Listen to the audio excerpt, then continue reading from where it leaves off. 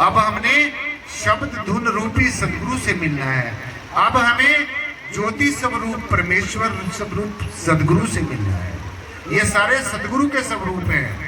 ये नहीं सोच लेना कि बस हम बाहर अपने जैसा शरीर रूपी जो गुरु मिल गया है बस उसके दर्शन कर लिए, उसके पास चले गए, बातें कर ली, हमारा जीवन का जो काम है वो चल जाएगा। नहीं, अभी रूहानी सदगुरु से भी मिलना है, क्योंकि सदगुरु के बहुत रूप हैं। पहले सदगुरु एक हमारे सामने रूहानी हमारे जैसा इंसान रूप लेकर आता है, फिर हमें ये एक शब्द देता है, ज्ञान देता है, फिर हम उस ज्ञान को लेकर अपने जो अंतर्मुखी होने का हमारा जो दशम द्वार है उसको हम खोलते हैं। जैसे चाबी से ताला खुलता है, ऐसे ही अंतर्मुखी होकर हम फिर अपने अंतर प्रवेश करते हैं। और जैसे मैंने आपको बताया कि अंतर्मुखी आप इन 9 द्वारों से नहीं हो सकते हैं, ये तो बाहर की तरफ खुले हैं। तो इसलिए अपना जो दशम द्वार है, जो हमारा आज्ञा चक्र है, हर एक सत्संग में इस बात को मैं बहुत जोर देकर बताता हूँ। इस बात के ऊपर आपने सबसे ज्यादा जोर देना है। ज्यादातर मिशनों में ज्ञान दे दिया जाता है, बस ये कह दिया जाता है कि जाओ बस आप मुक्त हो गए। अगर आप ज्ञान से मुक्त होते तो फिर हमारे संत महापुरुष ये ध्यान करने की प्रक्रिया, ध्यान करने की युक्ति क्यों बताते? तो सीधा सीधा आप ये समझिए कि ज्ञान के साथ में ध्यान का होना बहुत ज्यादा जरूरी है, बहुत ज्यादा जरूरी है।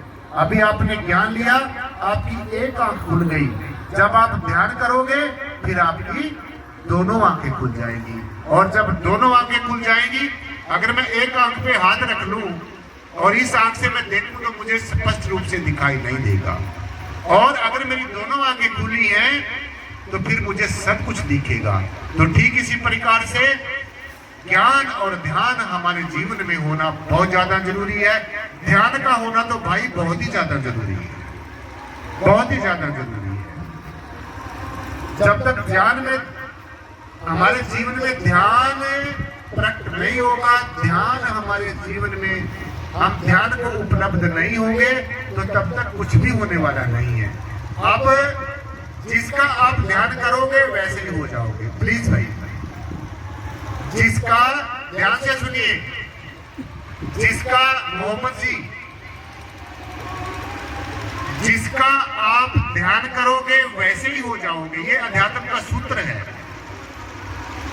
जिसका आप ध्यान करोगे वैसे ही हो जाओगे।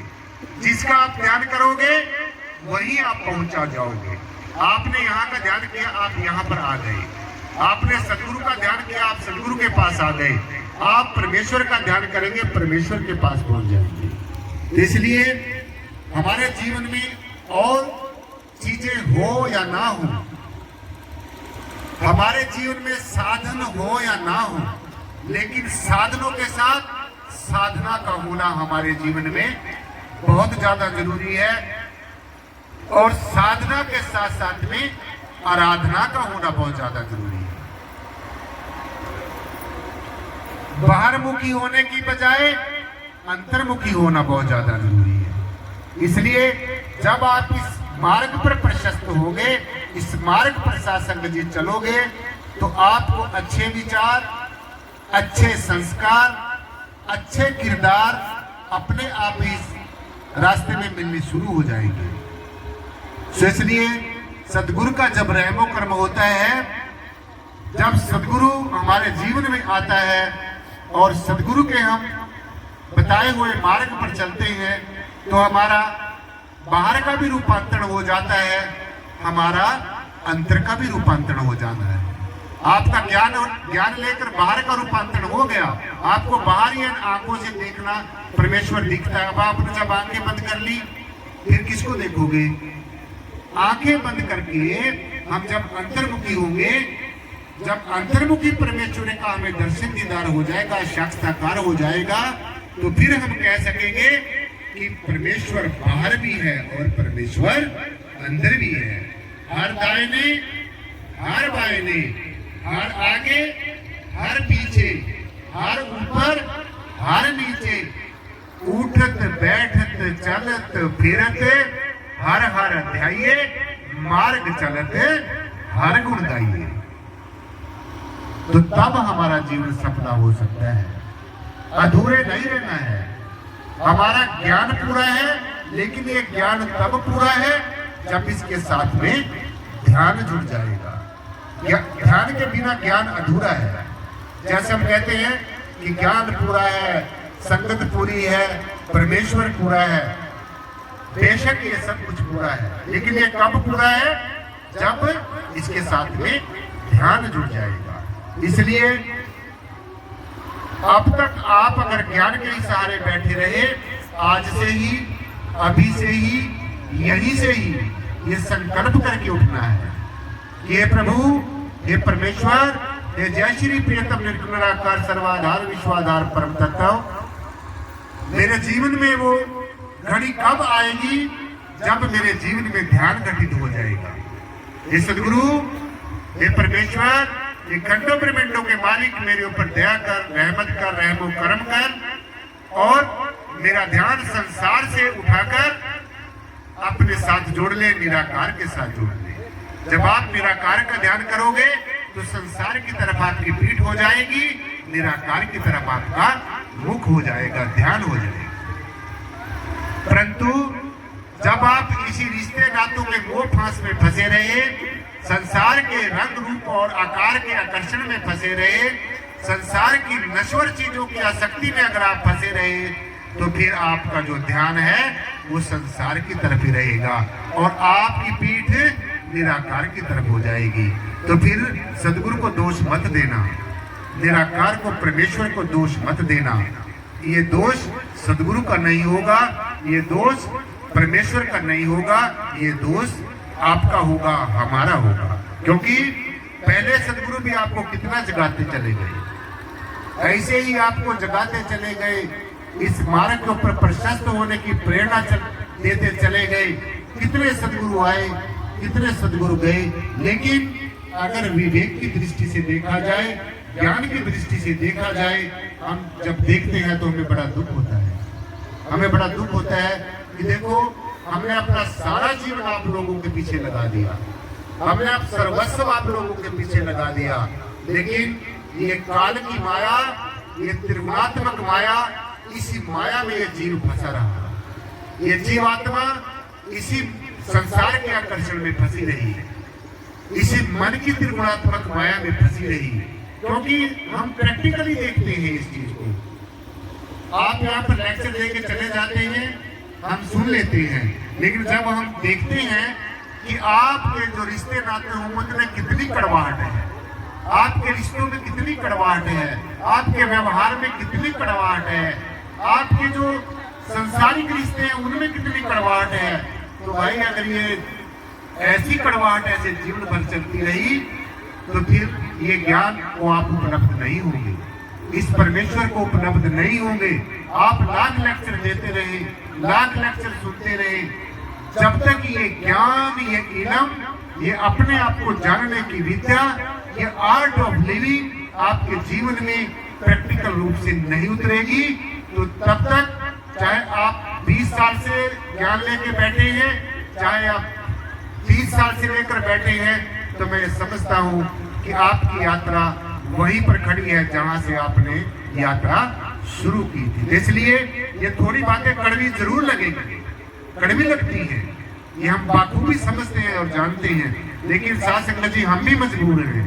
जब हम अपनी क्लास में, अपनी जमात में बैठे हुए जीवों की दुर्गति देखते हैं, उनकी हालत देखते हैं, तो हमें दुख होता है और फिर हमें थोड़ा सा ये जो रास्ता है, ये जो रास्ता है, फिर हमें ये जोर देकर कहना पड़ता है, थोड़ा हमें फिर जीवों को कसौटी पर कसकर देखना पड़ता है, थोड़ा फिर हम डांट कर फटकार कर भी कहते हैं, ताकि ये जीव बेशक हमें बुरा कह दे, हमें उसकी कोई मलाल नहीं है, लेकिन अगर हमारे डांटने से, हमारे कसौटी पर कसने से ये सही रास्ते पर अगर आ जाए, तो हमारा आना भी संसार में सार्थक सिद्ध हो जाएगा और आपका आना भी यहाँ पर सार्थक सिद्ध हो जाएगा। इसलिए इस ज्ञान का लेना जरूरी नहीं है। ये ज्ञान तो ये निराकार दीवारों पे लिखा है, बैनर पर लिखा है, किताबों में लिखा है, ये तो जगह जगह लिखा है, लेकिन सबसे इंपॉर्टेंट, सबसे महत्वपूर्ण जो बात है वो साध संगत जी, इस इल्म के साथ में अमल का होना बहुत ज्यादा जरूरी है, बहुत ही जरूरी है, बहुत ही जरूरी है। जब तक ये ज्ञान आपके व्यवहार में नहीं उतरेगा, आपने सदगुरु की रीस नहीं करनी है, सदगुरु की बराबरी नहीं करनी है। हम लोग अभी जिज्ञासु हैं, स्टूडेंट हैं। हम लोग कई बार देखते हैं कि जो एक आम स्टूडेंट है, मैं एक स्टूडेंट हूँ, मैं एक जिज्ञासु हूँ, मैं सदगुरु से आगे की बातें करना शुरू कर देता हूँ। इधर उधर से ली गई उधारी बातें ये आपके काम आने वाली नहीं है। इधर उधर से इकट्ठी की गई जानकारियां ये आपके काम आने वाली नहीं है। आपके काम आने वाला क्या है? आपके काम आने वाला साध संगत जी जो है वो आपका अपना ज्ञान है, आपका खुद का अनुभव है। सूरत शब्द दोनों अनुभव रूपा, तू क्यों बड़ा भरम के गुफा है जीव। भ्रमित ना हो, इस बहम से और इस अहम से दूर निकल। सदगुरु की रीस मत कर। सदगुरु तो सदगुरु ही है। सदगुरु की हम बराबरी नहीं कर सकते।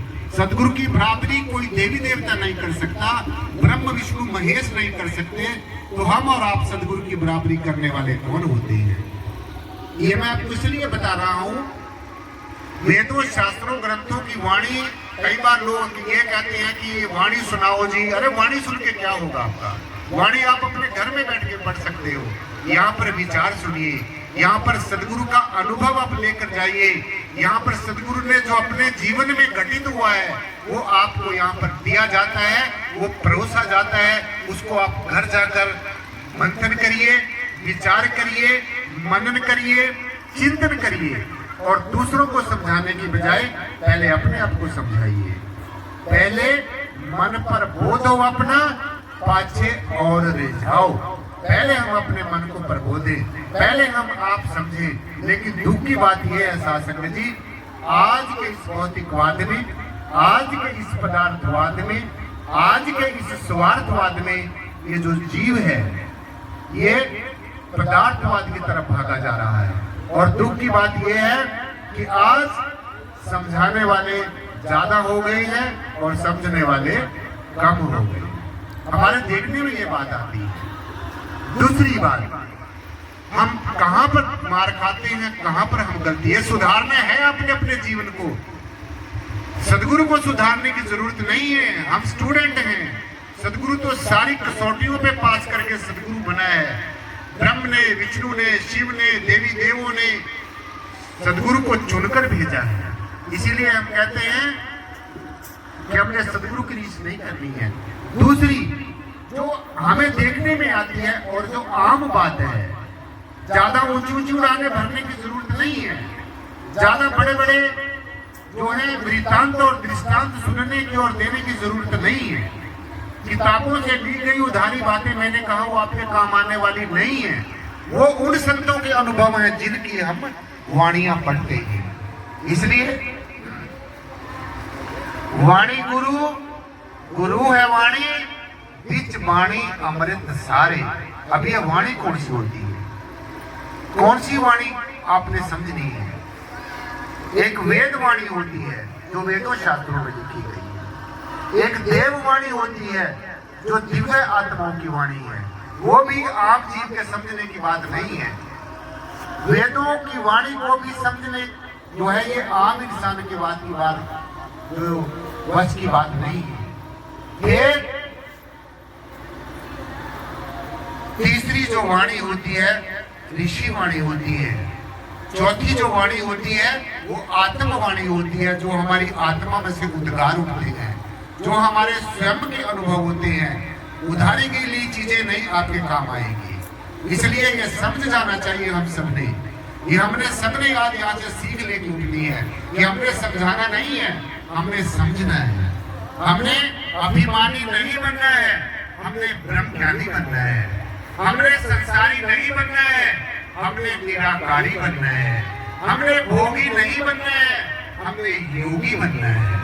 हमने अपने आप को स्वयं के द्वारा, स्वयं के अंदर आत्म प्रज्ञ होना है, आत्मनिष्ठ होना है, आत्मनिष्ठ होना है, आत्म स्थिर होना है, तब जाकर ये जन्म जन्मांतरों की जो उलझी हुई पहेली है, ये उलझी हुई बुद्धि है, तब जाकर सुलझेगी। अदरवाइज ऐसे ही इन बातों के उधारी ली गई बातों के सहारे मत बैठे रहना। दूसरी हमारे अंदर सबसे, मैं आपके अंदर कमी नहीं निकालता हूं, मेरे अपने अंदर ये कमियां हैं और मैं अपनी कमी को हमेशा दूर करने की कोशिश करता हूं। आप कर सकते हैं तो करनी चाहिए, लेकिन मैं अपनी कमी आपको बता रहा हूं, आपकी कमियां नहीं। कभी आप ये सोच रहे हो कि हमारे में कमियां दिख रही है, नो। दूसरी कमी हमारे सबके अंदर ये कमी होती है। कुछ कमियां ऐसी होती हैं मेरे में है, आप में नहीं है, आप में है, मुझ में नहीं है। लेकिन कुछ कमियां जो अध्यात्म में है वो सब में देखने को मिलती है। सबसे बड़ी जो हमारे अंदर खामी होती है, जो हमें दुर्गति की तरफ ले जाती है, वो क्या होती है? हम अपने सदगुरु को एक आम मनुष्य समझ लेते हैं। ये सबसे बड़ी कमी होती है हमारे अंदर। और हम अपने सदगुरु को एक आम मनुष्य समझकर फिर अपने सदगुरु को हम ये सोच लेते हैं, अरे ये हमारे की तरह बोलता है, हमारे पास रहता है, हमारे पास आता जाता है, हमारे साथ बैठ के उठता है, खाता है, पीता है, ये भी हमारे जैसा जीव है। लेकिन शासक जी, सदगुरु एक आम आदमी नहीं होता। सदगुरु को देवी देव, इस अखिल ब्रह्मांड की अनेकों दिव्य शक्तियां, ब्रह्म विष्णु महेश सब नतमस्तक होते हैं। तो जिसको सभी शक्तियां नतमस्तक होती हैं और हम जो उसको एक आम आदमी, एक आम मनुष्य समझ लेते हैं। आज आप अपनी सोच को बदल के जाना है, हमने सबने अपनी सोच को बदलना है। अगर ये खामियां हमारे अंदर हैं तो इन खामियों को दूर करना है। अगर आप इन खामियों को दूर कर लेंगे तो फिर देखना आपका जो है दिनों दिन, क्षणों में, मिनटों में हमारा बाहर का रूपांतरण भी होगा और हमारा अंदर का रूपांतरण भी होगा। सदगुरु संसार में आता है, एक मनुष्य की तरह आता है, मनुष्य की तरह यहाँ पर हम जैसे भोले भटके जीवों को समझाकर चला जाता है और ये जीव वहीं का वहीं खड़ा रहता है। मुझे देखने में मिलता है ऐसा। हम जगह जगह जाते हैं, जगह जगह शिविर लगाते हैं, ये निराकारी जागृति मिशन का जगह जगह ये नुक्कड़ सभाएं करते हैं। तो हम लोग, ये नहीं है कि हम आपको ज्ञान देने के लिए आते हैं, ज्ञान सीखने के लिए भी हम आपके बीच में आते हैं। सदगुरु हमें सिखाता भी है और सीखता भी है। इसलिए ये बात आज यहाँ पर हमने पल्ले बांध कर जानी है, क्योंकि सारे संसार के रिश्ते एक तरफ हैं, सारे संसार के रिश्ते एक तरफ हैं, जिसमें ये जीव इतने मोह फांस में फंसा हुआ है, और सदगुरु का रिश्ता एक तरफ है। संसार की सारे रसा स्वादन एक तरफ, संसार की सारी लज्जतें एक तरफ, संसारिक चीजों का ध्यान एक तरफ, और सदगुरु की बताई गई बात पर चलकर परमेश्वर का ध्यान करना एक तरफ। ये जो परमेश्वर जिसके होने से सब कुछ है और इसके होने से सब कुछ है, इसके ना होने से कुछ भी नहीं है। इसलिए ये जो बातें आज मैंने आपके समक्ष रखी, जब हम सदगुरु की शरण में आते हैं, सदगुरु का हम दर्शन करते हैं, दर्शन करने मात्र से भी कुछ नहीं होता जब तक हम उनकी कही गई बात के ऊपर फूल नहीं चढ़ाएंगे। एक डॉक्टर की दुकान में आप चले जाओ, डॉक्टर को देख के आ जाओ, शाम से मेरे देखते रहो, चाहे सारे दिन अपने आगे बैठा के रखो, जब तक उसकी कही गई बात को, उसकी दी गई दवाई को, हम उसकी औषधि को नहीं देंगे, तो मैं नहीं समझता हमारे ऊपर, हमारे जीवन का बहुत देर से बैठे हैं, बहुत आप इंतजार कर रहे हैं। थोड़ी सी जो मैंने आपके समक्ष बातें रखी हैं, इनको आप ने पूरी तवज्जो देनी है, पूरा ध्यान। ये नहीं है कि सुन के चले जाना है, क्योंकि जो चीज हमें जल्दी मिल जाती है वो ज्यादा देर तक नहीं टिकती है। ये सच बात है। जो चीज आपको जल्दी मिल जाती है, सस्ती मिल जाती है, नजदीक से मिल जाती है, वो ज्यादा देर तक नहीं टिकती है। और आजकल ऐसा ही होता है। लाखों लाखों लोगों को बिठा दिया जाता है, आ जाओ आप, हम आपको परमात्मा को दिखा दें। और क्या हो रहा है, परमात्मा के देखने वालों में ज्यादा बुरा हाल है। चलो जिसने नहीं देखा है उसने तो बात लिया है हमने, भगवान परमात्मा हमारे अंदर है। तो अगर थोड़ा सा जिज्ञासु को कसौटी पर टच कर देंगे तो शास्त्र में वही के वही पहुंच जाते हैं जहाँ से यात्रा शुरू की है। तो इसलिए ये थोड़ी बातें कड़वी जरूर लगती हैं, लेकिन हम लोग भी मजबूर हैं ये कड़वी बातें कहने के लिए।